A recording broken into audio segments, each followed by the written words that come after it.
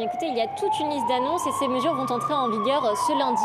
Alors concrètement, dans toute la région de Madrid, les réunions de plus de 6 personnes seront interdites, que ce soit dans la vie publique ou dans la vie privée. Mais la longue liste des restrictions, eh bien, elle concerne en particulier 37 zones sanitaires qui ont été annoncées aujourd'hui. Alors concrètement, c'est un territoire qui regroupe un quart des cas de la région.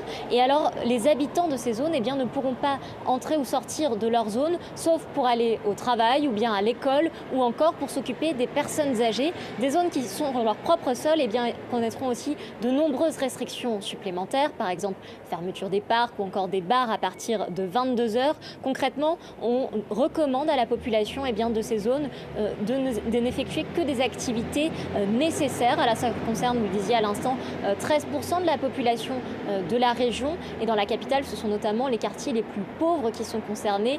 Des habitants qui ont vécu donc l'annonce de ces nouvelles restrictions comme une punition, puisqu'ils estiment donc déjà être une population qui a plus de difficultés à respecter la distanciation, dans le sens où ils ont des appartements plus petits, un secteur économique généralement qui ne se prête pas par exemple au télétravail. Donc une annonce qui est plutôt mal vécue par les quartiers concernés. Et puis autre réaction, celle du corps médical qui déplore des mesures qui arrivent trop tard puisque la seconde vague est déjà là.